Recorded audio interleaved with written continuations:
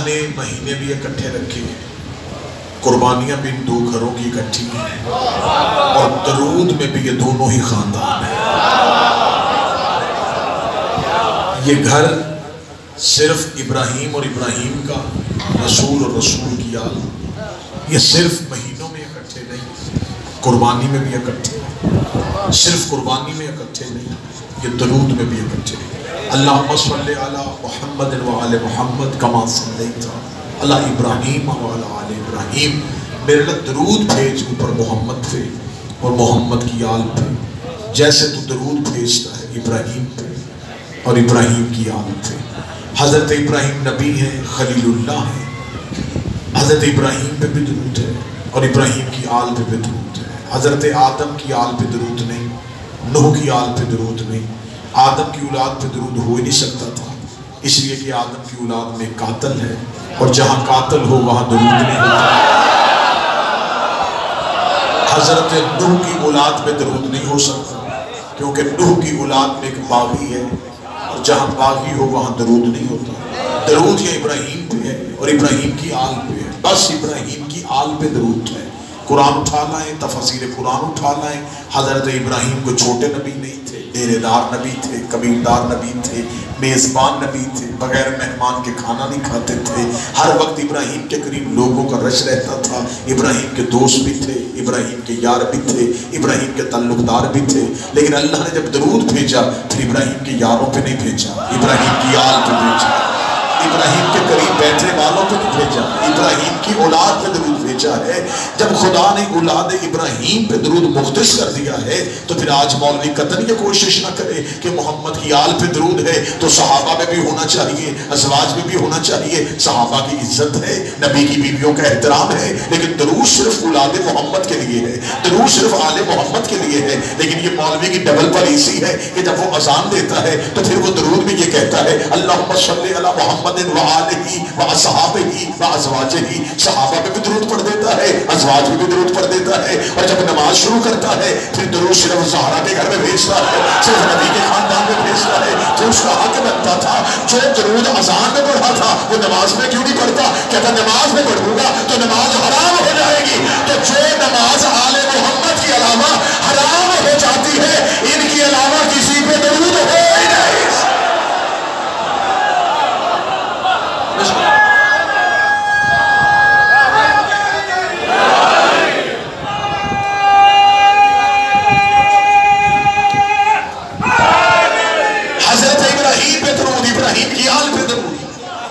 آج کے مولوی جرات کرے وہ حضرت ابراہیم کو رضی اللہ کہے، کہتے جی ابراہیم رضی اللہ نے ابراہیم علیہ السلام ہے، علیہ السلام کس لیے ہے؟ کہتے جی اس لیے کہ اللہ ان پہ درود پڑھتا ہے۔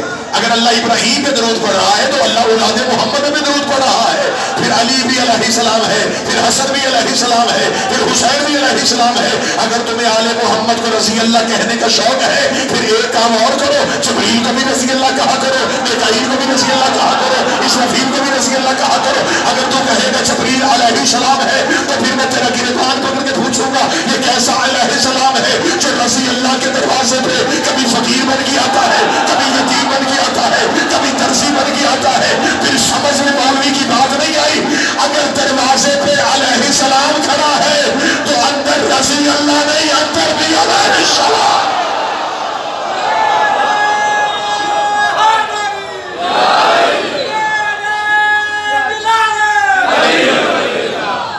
ابراہیم پہ درود، ابراہیم کی آل پہ درود، مصطفیٰ پہ درود، مصطفیٰ کی آل پہ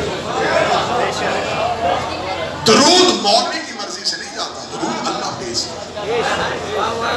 ان اللہ و ملائکتہ یصلون علی النبی، بے شک اللہ اور اس کے فرشتے درود پڑھتے ہیں۔ خدا نے یہ نہیں بتایا کب سے پڑھتے ہیں، جب سے اللہ ہے تب سے پڑھتے ہیں، کب تک پڑھیں گے یہ بھی نہیں بتایا۔ درود زمان و مکان کا قائل ہے۔ خدا کہتا میں درود پڑھ رہا ہوں محمد پہ اور اس کی اولاد پہ۔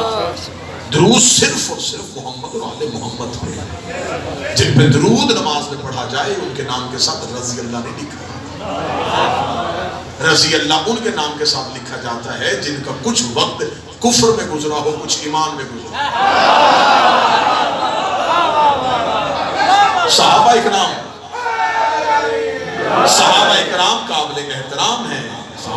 امام کے نام کے ساتھ رضی اللہ جچتا بھی ہے سچتا بھی ہے. صحابی اور ہے، اہل بیت اور ہے. صحابی کوثر پی سکتا ہے، پلا نہیں سکتا. صحابی جنت میں جا سکتا ہے، میں جا نہیں سکتا. صحابی متقی ہو سکتا ہے، امام المتقین نہیں ہو سکتا. صحابی مومن ہو سکتا ہے، امیر المومنین نہیں ہو سکتا. صحابی نبی کو بیٹی دے سکتا ہے، لے نہیں سکتا.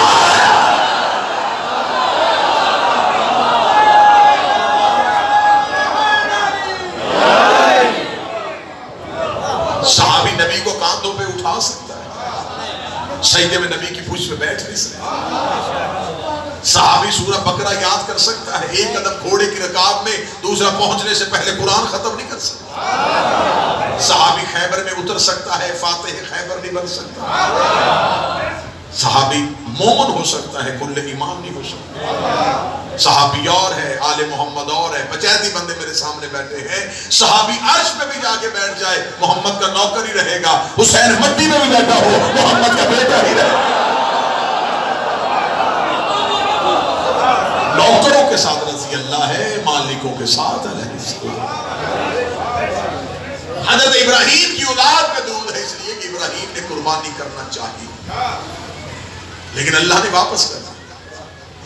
قطن ہم شیعہ نبیوں کی توہین کے قائل نہیں ہے. ابراہیم کو چھوٹا نبی ہے، حسین کا بھی دادا ہے، نبی کی بھی جد ہے، لیکن ابراہیم کو اللہ نے قربانی مانگی، واپس کر دیا. ابراہیم کے دور میں عشق کا بچپن تھا، حسین کے دور میں عشق کی جوانی تھی.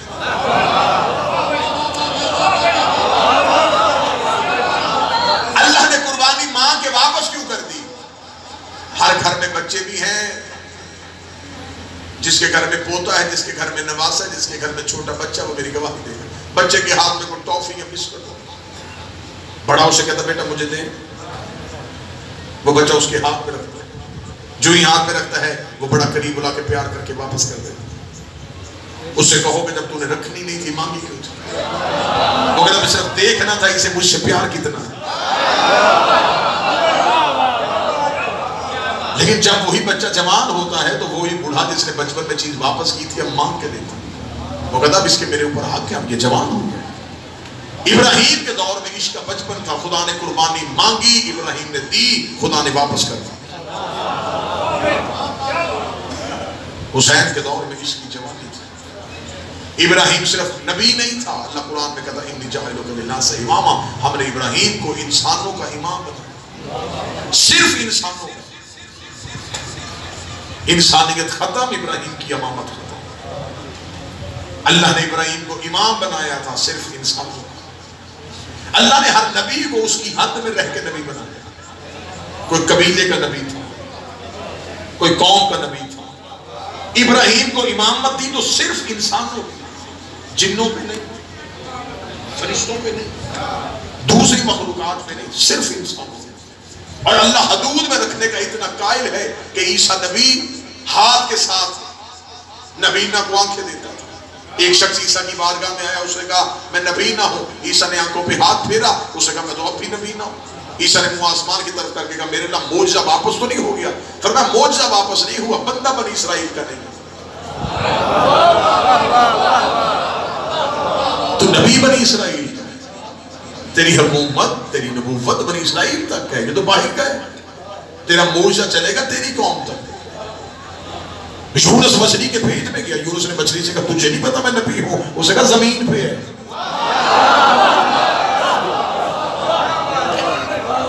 ہر نبوت کا اختیار ہے. یہ تو ہمارے نبی کے پاس اعزاز ہے نا کہ وہ عالمین کا نبی ہے، ورنہ نبی قبیلوں کے نبی تھے. اللہ نے ابراہیم کو امام بنایا لیکن انسانوں کا امام بنایا. اگر اللہ صرف ابراہیم کو انسانوں کا امام نہ بناتا، آج مولوی کہہ دیتا ابراہیم بھی امام ہے، حسین بھی امام ہے. ابراہیم اور حسین کے پاس ایک ہی ہوتا تھا. خدا نے ابراہیم کو صرف انسانوں کا امام بنایا تھا. اب ان پہ سوال کرو کہ حسین کہاں کہاں کا امام تھا؟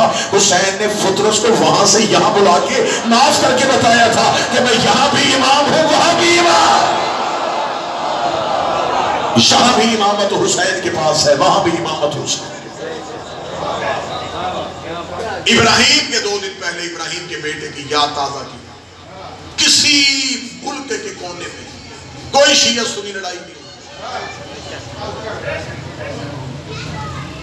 10 ذی الحجہ ابراہیم کے بیٹے اسماعیل کا دن تھا.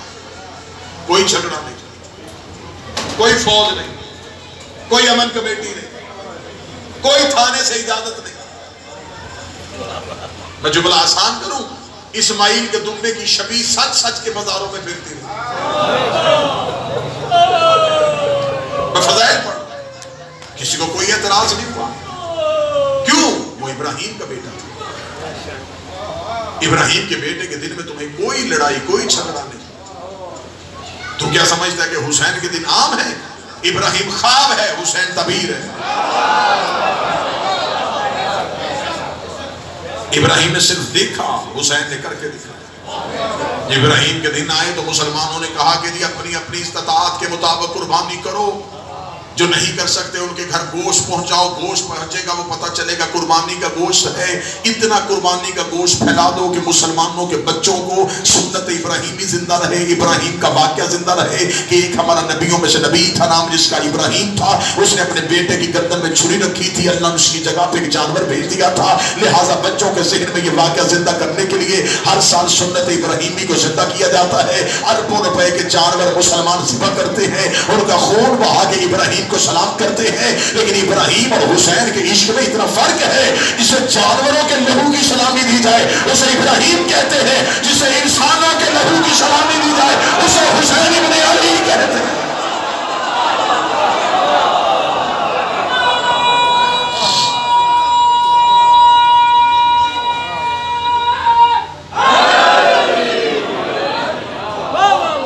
ابراہیم نبی ہے, بیٹا بھی نبی ہے, لیکن ابراہیم کی قربانی اللہ نے واپس کیوں کر دی؟ ابراہیم نے آنکھوں میں پٹی باندھ دی, آنکھوں میں پٹی باندھی, بیٹا لٹا دیا, چھری پھیری, گرم ابلتا ہوا لہو ہاتھ کیا. ابراہیم نے سمجھا کہ بیٹا ذبح ہو گیا, جلدی سے پٹی کھول لی, جانور تڑپ رہا تھا, اسماعیل مسکرا رہا تھا. ابراہیم نے منہ آسمان کی طرف کر کے کہا میرے اللہ میری قربانی قبول کیوں نہیں کی؟ فرمایا تیری آنکھوں میں پٹی کیوں ہے؟ میرے اللہ میرا بیٹا ہے. فرمایا میری محبت میں دوسری محبت آئی کیوں؟ تجھے نہیں پتا میں لا شریک ہوں, میں شرکت برداشت نہیں کرتا. واہ ابراہیم, بیٹے سے بھی محبت, اللہ سے بھی محبت. مجھ سے کرنی ہے تو صرف مجھ سے کر.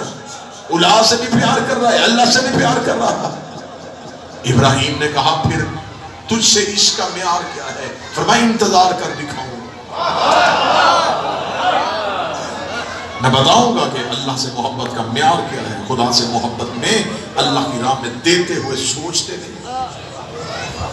تو نے تو آنکھوں میں پٹی باندھ دی.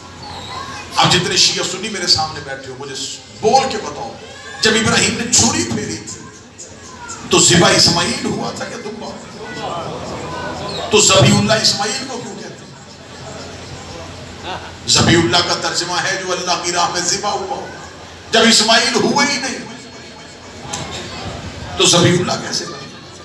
جب ہم نے مولویوں سے پوچھا اسماعیل ذبیح اللہ کیسے ہو گئے, وہ کہتے بے شک چھری پھری نہیں, ارادہ کر کے لیٹ تو گیا تھا, لہٰذا اللہ نے ارادہ قبول کر لیا, اللہ نے نیت قبول کر لی, اللہ نے اسے ذبیح اللہ کہہ دیا اس لیے کہ وہ ارادہ کر کے لیٹ گیا تھا. پھر پچید بن کے, شیعہ سنی بن کے نہیں, پچید بن کے فیصلہ کرنا. جو سگے باپ کی چھری کے نیچے ارادہ کر کے لیٹ جائے اسے سارے ذبیح اللہ مانتے ہیں, اور جو ساری رات کافروں کی تلواروں کے نیچے محمد کے بستر میں سویا رہا اسے علی ولی اللہ کیوں نہیں مانتے؟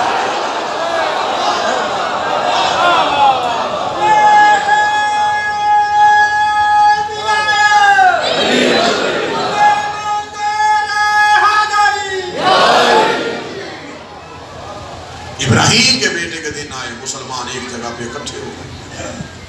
میرا شیعہ سنی مہربان, ہم نے قیامت والے دن جواب ابراہیم کو نہیں محمد کو دیا. ابراہیم نے تو صرف خواب دیکھی تھی, خدا کہتا ہے کہ ہم نے تیرے فدیے کو ذبح عظیم میں تبدیل کر دیا. اب تیری اس قربانی کے تسلسل کو ہم آگے بڑھائیں گے اور کوئی اتنا عظیم کر دے گا کہ اس کے صدقے سے قیامت تک تیری قربانی بھی قبول کی جائے. مسلمانوں نے ابراہیم کے بیٹے کی جگہ پہ آئے ہوئے دمبے کی شبیہ اپنے گھروں میں رکھی. اللہ قرآن میں کہتا صرف جانور کا نہیں، اس کے گلے میں پڑی ہوئی رسی کا بھی احترام۔ میرے اللہ تو جانوروں کا احترام سکھا رہا ہے، فرمایا احترام نہیں سکھا رہا، نسبت بتا رہا۔ اب یہ دمبا، یہ چھترا، یہ بکرا، یہ گائے، یہ اونٹ اب یہ عام نہیں رہا، اسے نسبت ہو گئی اس میں۔ تو یہی بات تو ہم اپنے اہل سنت بھائیوں کو سمجھاتے ہیں، جس دمبے کو اسماعیل سے نسبت ہو جائے اس کا احترام جائز ہے، تو جس گھوڑے کو حسین سے نسبت ہو جائے، جس علم کو عباس سے نسبت ہو جائے، جس تعزیے کو حسین سے نسبت ہو جائے، اس کا احترام نہیں جائز۔ ابراہیم خوابوں کا شہزادہ ہے، حسین تعبیر کا شہنشاہ۔ ابراہیم نے صرف دیکھا تھا، حسین ابن علی نے تو عمل کر کے دکھایا۔ آج بھی جاؤ حج کرنے کے لیے جاؤ، وہاں پر 3 مختلف جگہوں پہ شیطانوں کے کریکٹر بنے، دیواریں ہیں، ان تینوں شیطانوں پہ کنکر مارے جاتے ہوئے۔ کیوں؟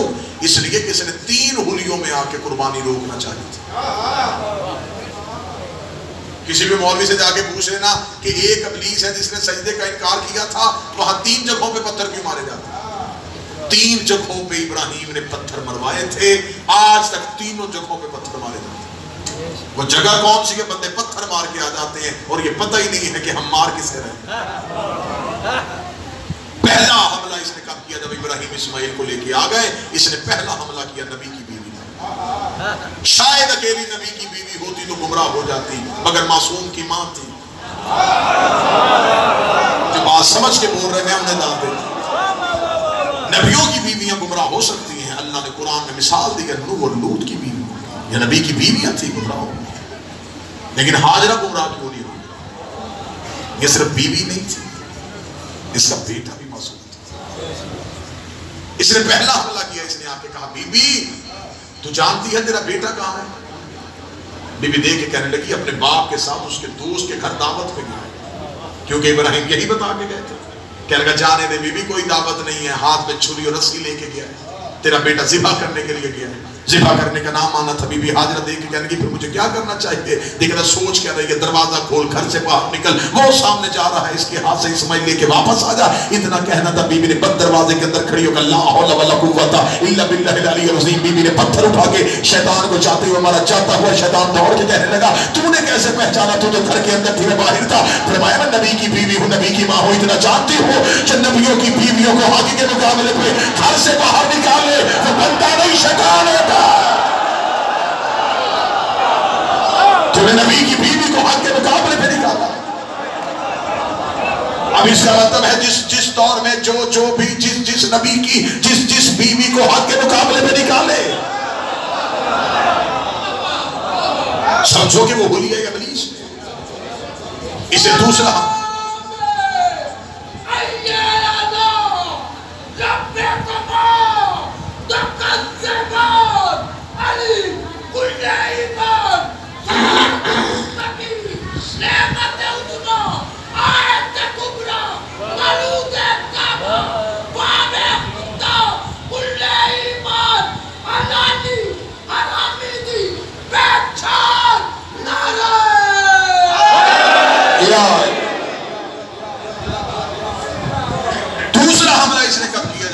چل رہے تھے، یہ ابراہیم کے قریب چلا، بھیس اس نے بدلا ہوا، ابراہیم کے قریب چلتے ہوئے جانے لگا۔ ابراہیم کہاں جا رہا ہے؟ فرمایا بیٹا ذبح کر۔ کیوں؟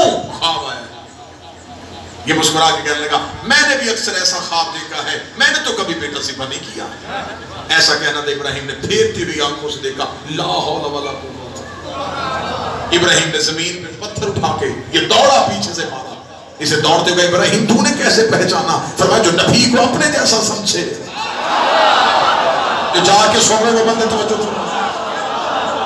تو نے نبی کو اپنے جیسا سمجھ لیا، تیرا خواب اور ہے، میرا خواب اور ہے۔ اس کا مطلب جب دوسرے شیطان کو کنکر مارا جاتا ہے تو صرف وہ دیوار پہ نہیں لگ رہا ہوتا، ہر اس بندے پہ لعنت ہو رہی ہوتی ہے جو نبی کو اپنے جیسا سمجھے۔ کچھ ایسے بھی مظلوم لوگ ہیں، کچھ ایسے بھی بیچارے لوگ ہیں جو مار بھی خود رہے ہوتے ہیں، لگ بھی خود کو رہا ہوتا ہے۔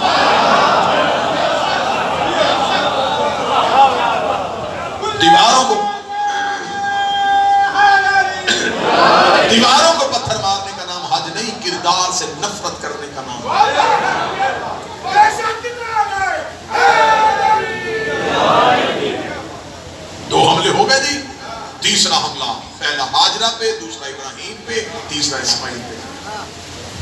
जनाब इस्माइल इब्राहिम कुर्बानी वाली जगह वो साफ कर, तो जो मेरी तरफ का ये बिल्कुल इस्माइल के करीब आके बैठ गया, जाने कहने लगा इस्माइल तेरा बाप तुझे ले आया है, लेकिन तेरी माँ तेरा घर इंतजार कर रही है। इस्माइल तू घर वापस नहीं चला जाता? इस्माइल कहता मैं घर चला गया तो मेरा पापा क्या सोचेगा? कहने का बाप तो बूढ़ा हो गया है, बुढ़ापे में तो हर बात नहीं मानते। इतना कहना था बचपन पे नबी को, जवानी वाला चला लाया, पत्थर उठाकर ला हौला वला कुव्वता इल्ला बिल्लाहिल अलीयुल अज़ीम। देखने लगा तेरी माँ ने पहचाना, चुप रहा, तेरे बाप ने पहचाना, चुप रहा, तू तो बच्चा है, तुझे कैसे पता चल गया मैं शैतान हूँ? फरमाया जब नबियों के दिमाग में शक करे वो बंदा नहीं होता, शैतान होता। तूने नबी के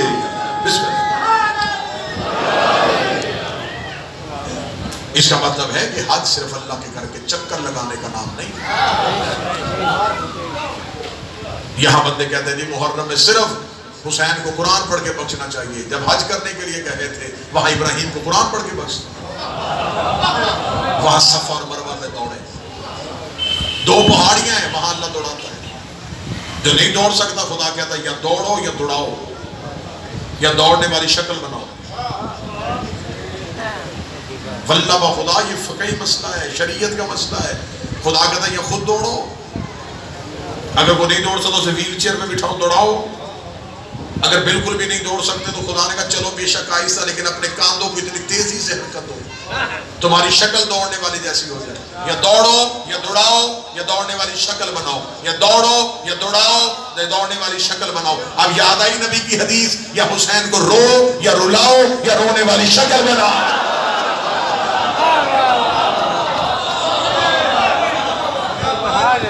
जितने एतराज बंदे मुहर्रम में करते हैं अल्लाह सबके जवाब हज में दे देते हैं। वहां पे खुदा कहता है शैतान को पत्थर मारो, पत्थर मारने का नाम तबर्रा है।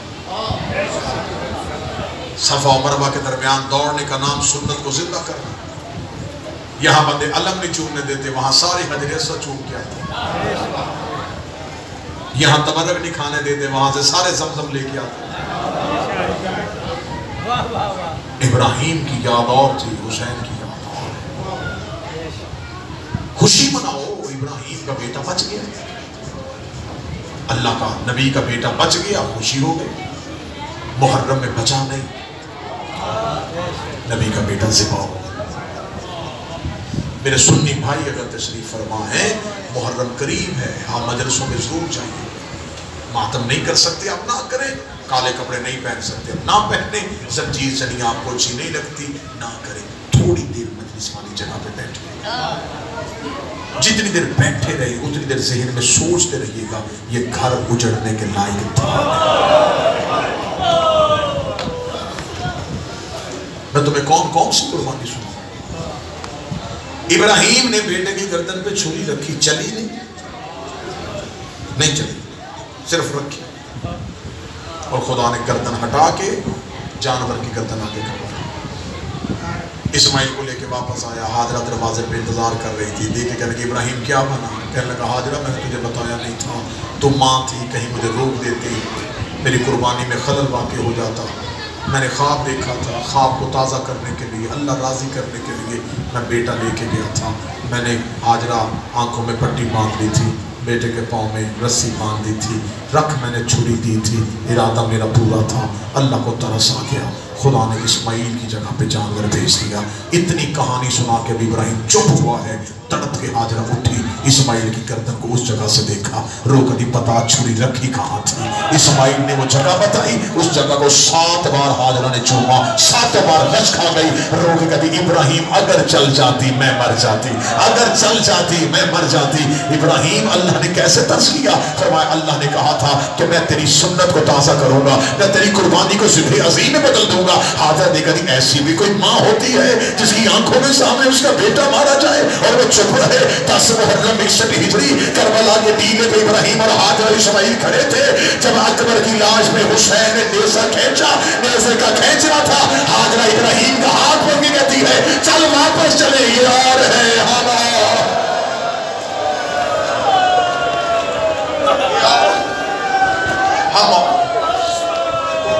उससे तो एक इस्माइल की छुरी की निशान नहीं देखा गया। इसने तो 18 साल के बेटे की जिगर से पर्ची खींच ली। मेरा शिया सुन्नी مہربان محرم میں کسی شیعہ یا سنی کا گھر نہیں اجڑا، جس کا کلمہ پڑھتے اس کا گھر اجڑ گیا۔ ایک دوسرے کے ہاں اللہ نہ کرے موت ہو جائے تو ہم ایک دوسرے کے ہاں تعزیت کے لیے جاتے ہیں، جنازہ پڑھتے ہیں، ختم میں بیٹھتے ہیں۔ جب ایک دوسرے کے ختم میں بیٹھتے ہوئے تمہیں فرقے یاد نہیں رہتے تو کوشش کرو جب وہ حسین کا ذکر ہو، کہیں قیامت والے دن نبی تم سے پوچھ نہ دے کہ جب تمہارے گھروں میں موت تھی تب تمہیں کچھ یاد نہیں رہا، جب میرے بیٹے کا جنازہ اٹھنا تھا۔ منت کر کے ایک پیغام دیا ہے، اب یہیں پہ 2 سطریں سنو۔ کربلا میں حسین کی قربانی اتنی بڑی ہو گئی، ابراہیم ہاجرہ سے چھپا کے اسماعیل لے کے گیا، 70 قدم کے فاصلے پہ بہنیں دیکھ رہی تھی جب وہ 3 دن کے حسین کو پیاسا سوا دیا۔ شہادت حسین پڑھنے کا مجھے حکم دیا، مکمل شہادت پڑھوں گا 35 سے 40 منٹ چاہیں گے، بڑی قریب سے پڑھوں تو مقصد صرف آنسو ہے، اسی پہ آنسو آ جائیں گے۔